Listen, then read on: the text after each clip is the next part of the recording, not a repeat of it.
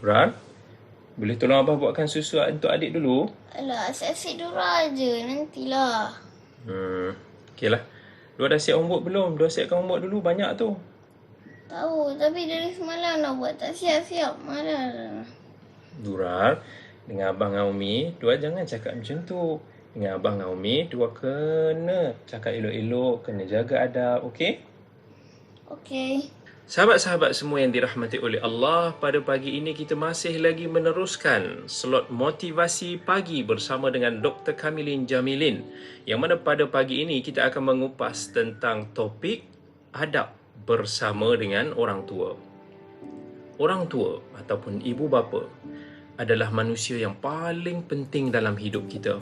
Ibu bapa adalah manusia yang paling rapat dengan kita. Allah Azza wa Jal dalam Al-Quran dah pesan banyak kali dalam Al-Quran. Bahkan dalam Al-Quran Allah sebut kalimah wawassainal insan. Apa maksud wawassainal insan? Kami telah berwasiat. Satu pesanan yang sangat kuat kan. Kalau kita manusia ni bagi wasiat ni biasanya masa kita nak mati. Maksudnya pesanan tu mestilah dilaksanakan. Allah kata dalam 3 surah. Allah kata dalam surah Al-Ahqaf, dalam surah Luqman, dalam suratul Ankabut, wa wassainal insan, kami telah berwasiat kepada manusia. Wasiat untuk apa? Untuk berbuat baik, untuk berbakti kepada orang tua. Jadi, bila kita dalam keadaan yang susah, dalam keadaan yang nak taat pada orang tua tu kita rasa susah. Bila mak ayah kita suruh kita melakukan sesuatu, kita pula nak tidur, kan? Dua rasa macam malas, kan? Bila abah suruh dua buat susu, dua rasa macam malas nak buat. Bila abah suruh buat homework, dua rasa penat nak buat.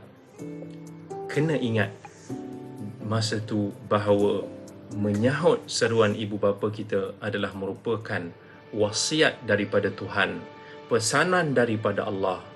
Masa tu kita akan ketepikan segala penat lelah kita. Kita akan tepikan perasaan amarah kita, semata-mata kerana nak melaksanakan perintah Allah Azza wa Jal. Yang mana orang tua ni adalah manusia yang telah mengorbankan kehidupannya, jiwanya, pelbagai perkara dalam dunia ini untuk kita.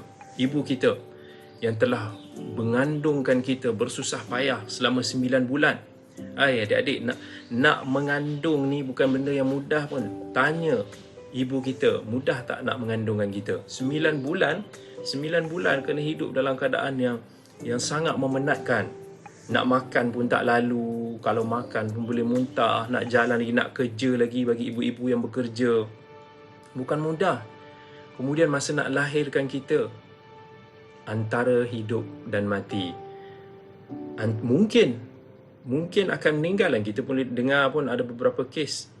Ada sahabat ustaz sendiri pun yang baru meninggal beberapa bulan yang lepas ketika melahirkan anak dia.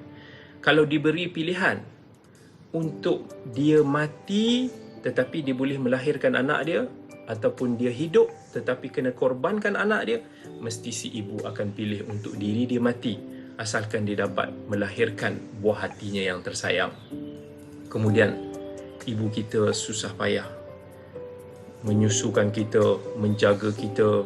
Waktu tu kita tak boleh nak uruskan diri kita pun, adik-adik. Kita nak cuci najis kita pun kita tak mampu. Kita nak makan sendiri pun kita tak mampu. Ibu kita susukan kita. Siapakah manusia yang paling dekat dengan kita? Ibu kita dan ayah kita. Ayah kita yang sentiasa berasa gembira bila melihat kita. Bila dia balik daripada kerja, dia melihat senyuman kita. Segala penat lelah si ayah pun hilang bila dia dapat memeluk kita, dia dapat bermain dengan kita. Dia berkorban untuk bekerja demi membesarkan kita, demi mendidik kita, demi menjadikan kita manusia yang berguna. Jangan kita abaikan mereka, jangan kita sakiti mereka. Hormatilah mereka, jaga hati mereka. Ini manusia yang perlu kita tatang. Macam mana ibu dan ayah kita tatang kita bagai minyak yang penuh masa kita kecil, begitu juga kita jaga mereka, kita tatang mereka setelah kita mampu untuk nak berdikari, setelah mampu untuk nak kita menjadi manusia yang matang. Dura ingat tak lagi masa Dura kecil-kecil dulu, masa Dura baby dulu, siapa yang jaga Dura? Umi dengan Abah. Dua ingat?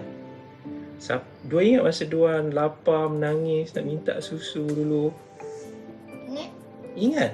Wah, dahsyat Dua.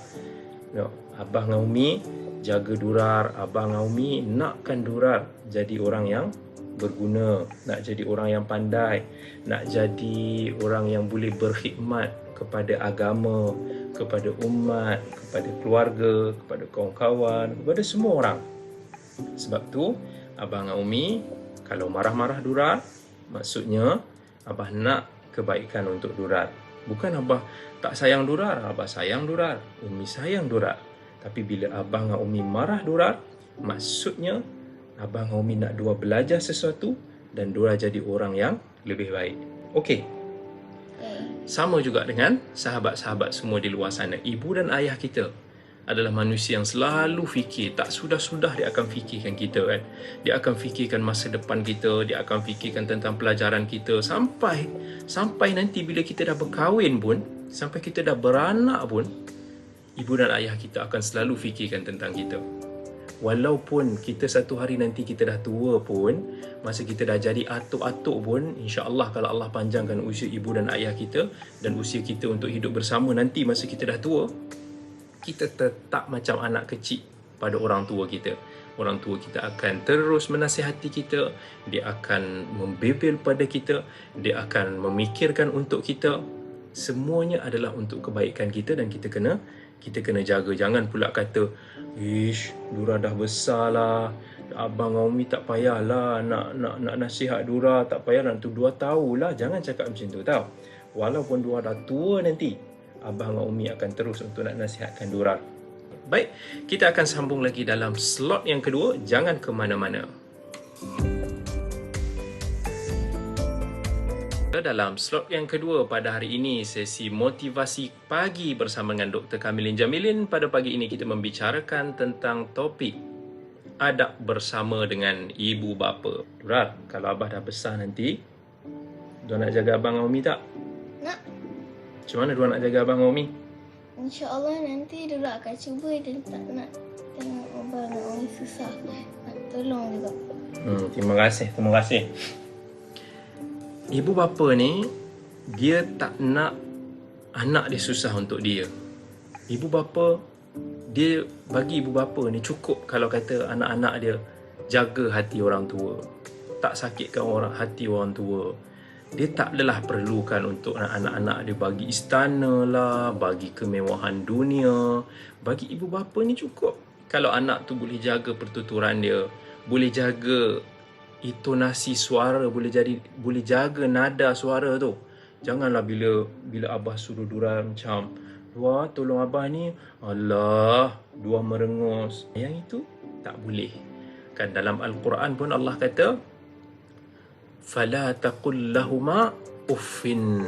Janganlah kata kepada ibu bapa kita walaupun mengeluh, kita cakap, macam tu pun Allah tak bagi dalam Al-Quran. Macam mana pun sekali mak dan ayah kita suruh kita buat perkara-perkara yang Allah murkai, yang tak elok kat dunia ni. Kalau Abah cakap, "Dura, nanti kat sekolah Dua pukul kawan lah." Dua ikut tak? Mesti tak. Betul. Kalau mak dan ayah kita macam mana disuruh kita buat benda yang jahat, kita tak boleh ikut. Allah kata, "Wa in jahadaka ala an tusyrika bima laysa laka bihi ilm fala tuti'huma." Kalaulah ibu dan ayah kamu ni suruh kita buat dosa yang paling besar yang Allah tak akan ampunkan, dosa apa? Dosa syirik.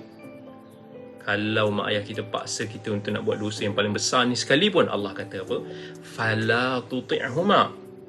Jangan taat, jangan ikut. Tetapi, adakah bila kita kata jangan taat, jangan ikut ni, kita boleh derhaka? Dura boleh naik suara pada Abah? Dua nak cakap pada Abah, "Abah ni tak reti ke benda tu tak elok?" Dua nak cakap macam tu ke? Tak. Tak kan? Allah cuma kata, "Fala tuti'huma." Jangan ikut. Tetapi, apa Allah kata selepas tu? "Wasahibhuma fid dunya ma'rufa." walaupun kamu tak taat dalam perkara tersebut, tetapi teruslah bersahabat, teruslah berdamping dengan mereka, tetap jadi kawan. Dua kena jaga hati, dua kena jaga hubungan semua. Dekat dunia ni Allah suruh kita jaga hubungan kita dengan orang tua kita sebaik-baiknya. Macam mana dua nak cakap kalau dua tak nak ikut abah cakap benda-benda yang jahat? Macam cakap dua, tolong curikan barang kawan Dora tu. Dora akan nasihat abah atau Umi kalau ada yang abah anak Umi cakap macam tu. Dua, tak adalah Dora akan marah-marah abah kan? InsyaAllah tak. Macam mana pun salah abang Umi, dua jangan marah, dua jangan naik suara, dua jangan tengking. Tapi dua tegur, dua nasihat dengan cara baik. Dua bagi tahu abah, apa yang Dora tengok abah buat tu salah, Allah tak suka, jangan buat. Dora tak boleh nak ikut sebab Allah tak bagi. Tapi dua jangan derhaka pada abah, jangan derhaka pada Umi walau apa pun, sebab itu perintah Allah. Allah kata wasahibhuma fid dunya ma'rufa. Terus kita buat baik kepada mereka. Ingat tak salah seorang sahabat Nabi SAW yang dijamin masuk syurga, Sa'ad bin Abi Waqqas, yang mana ketika dia masuk Islam, ibu dia memang marah sangat kat dia. Ibu dia paksa dia supaya dia keluar balik daripada Islam, supaya dia jadi musyrik balik agama yang asal. Sa'ad rasa serba salah, rasa gelisah. Yelah, siapa suka? Sa'ad ni orang yang taat pada ibu dia, yang jaga ibu dia sangat-sangat. Tiba-tiba ibu dia dalam keadaan yang sangat marah macam ni, dan dia paksa Sa'ad untuk keluar daripada agama Islam yang Sa'ad tak nak buat. Jadi Sa'ad pun susah hati. Maka ayat ini diturunkan supaya mengajar kita semua, walaupun macam mana kita tak setuju dengan mak ayah kita sekalipun, tetap bersahabat, berinteraksi, berdamping semua sekali dengan cara yang terbaik sekali kepada mereka.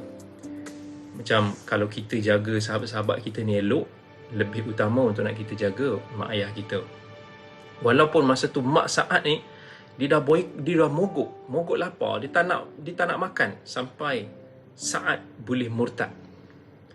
Tetapi Sa'ad tidak murtad, sebab murtad itu adalah mengundang kemurkaan Allah.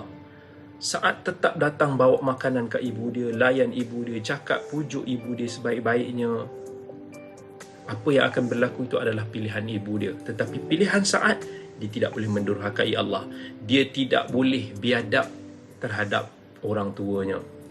Itu contoh yang terbaik. Allah dah bagi the best example dalam kita berkhilaf dengan orang tua kita. Jadi jaga mak ayah kita, jangan kita sia-siakan mereka. Macam mana sekalipun kita tak setuju, kalau kita penat, kita tak nak buat pun, jangan kita merongus, jangan kita bantah dengan cara yang kasar. Jaga uslub ayat kita, jaga adab kita, jaga riak wajah. Dia tak boleh buat muka macam jangan buat macam tu. Okay? Sebab nanti mak ayah kita tengok, dia tak senang. Dia pun rasa macam, alah, anak kita ni dah tak nak ikut cakap kita, dah tak sayang kita, dah tak hormat kita. Yalah, orang tua kan, hati mereka ini sensitif. Jadi apa sekalipun, jangan sesekali derhaka, biadab pada orang tua. Jaga. Kalau mak ayah kita suruh kita buat sekalipun, ingat, kita dalam keadaan penat, okay, Dora tolong abah beli sayur. Walaupun dua ngantuk, dua nak main game, dua penat, apa-apa pun, dua ingat, ini adalah pesanan Allah kepada kita semua.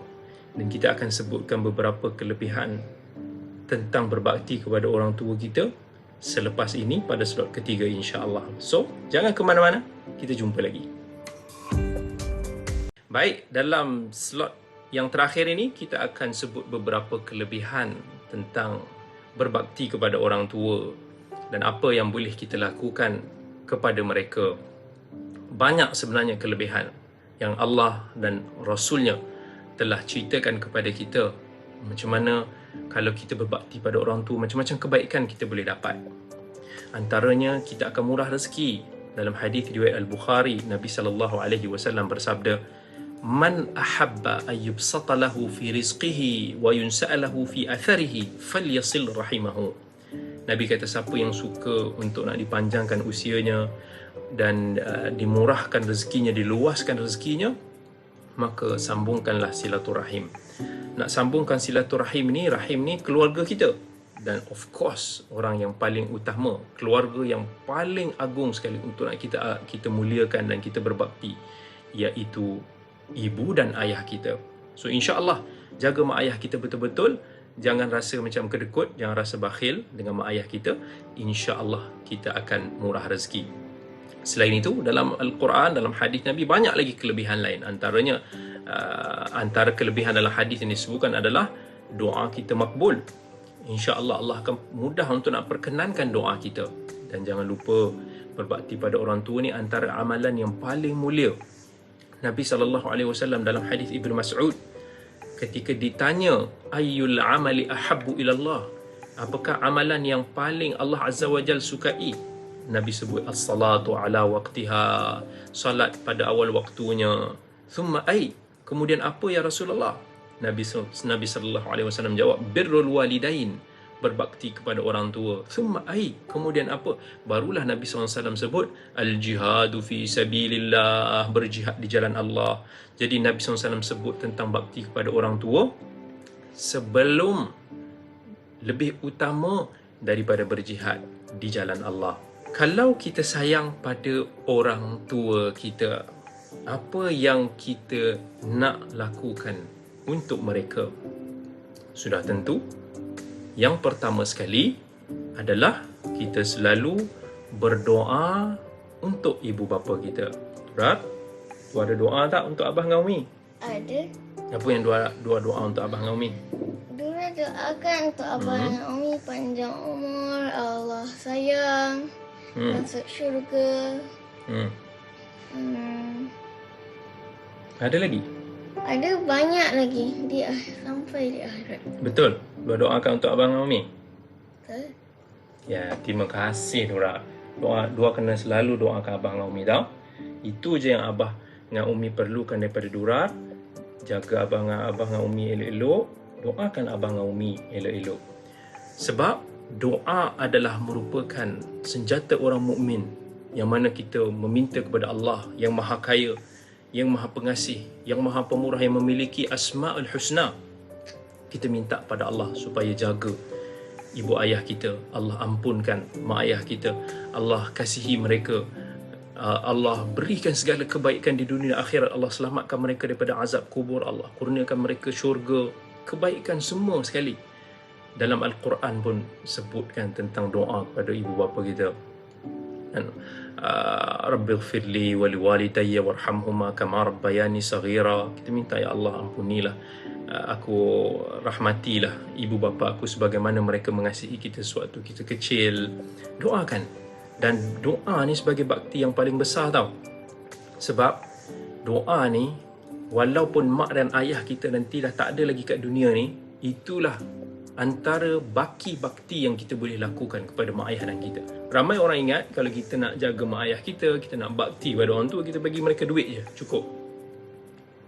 Tetapi doa itu adalah bakti yang paling besar. Cuba bayangkan mak ayah kita di alam kubur sana. Mungkin mereka ini di dalam kegelapan, mungkin mereka ini sedang dihimpit, mungkin dan macam-macam kemungkinan, wal'iyadzubillah, yang kita tak mampu nak bayangkan. Tetapi berkat hasil daripada doa kita yang diterima oleh Allah Azza wa Jal, Allah lapangkan kubur mereka, Allah angkat azab-azab kubur itu daripada mereka. Apa lagi yang lebih gembira daripada ini semua? Nabi SAW sebut, anak Adam itu semuanya, amalannya semua akan terputus. Idza mata ibnu Adam inqata amaluhu illa min thalath. Dalam hadis riwayat Muslim, Nabi SAW sebut, kalau matinya manusia itu semua amalannya terputus kecuali 3 perkara. Apa dia? Ilmu bermanfaat, sadaqatun jariyah, dan doa anak saleh yang mendoakan dia. Doakan ibu dan ayah kita. Kalau kita betul-betul sayang mak ayah kita, sama ada dia hidup atau mereka telah meninggal dunia, doakan mereka. Dalam setiap 5 kali kita salat, dalam setiap sujud kita, dalam setiap doa kita sebelum kita berikan salam. Doakan kebaikan mereka. Kalau mereka masih hidup, panjangkan usia mereka, berkati hidup mereka, beri kesihatan yang baik kepada mereka. Kalau mereka sudah meninggal, minta semoga Allah selamatkan mereka daripada segala azab, daripada azab kubur sampailah ke azab neraka kelak. Minta Allah berikan mereka syurga segala kebaikan di dunia dan di akhirat. Itu antara apa yang boleh kita lakukan untuk ibu bapa kita. Selain itu, kita buat baik kepada orang tua kita. Jaga mulut kita, jaga kelakuan kita. Umar bin Al-Khattab, dia pernah pesan, dia kata, birru aba'akum taburrukum abna'ukum. Buat baik kepada orang tua kamu. Nescaya anak-anak kamu nanti akan berbuat baik pada kamu juga.